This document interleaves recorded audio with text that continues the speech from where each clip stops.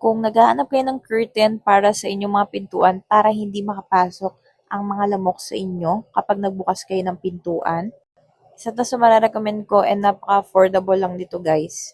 So, saktong-sakto to sa any type of doors, mapa-sliding door man yan or di tulak. Then once na dumaan na kayo is nag-auto lock na po siya. Para siyang Columbo style guys. And then, meron na tong inclusion na adhesive na kung saan pwede nyong idikit sa mga gilid ng inyong pintuan. So, napakadikit niyan guys and madali lang siyang i-assemble or ikabit. So, asawa ko yung nagkabit lang niyan and kita niyo naman na ang ganda-ganda at napaka-useful talaga niya. Kasi may time na kapag nagbubukas kami ng pinto, may mga pumapasok na lamok.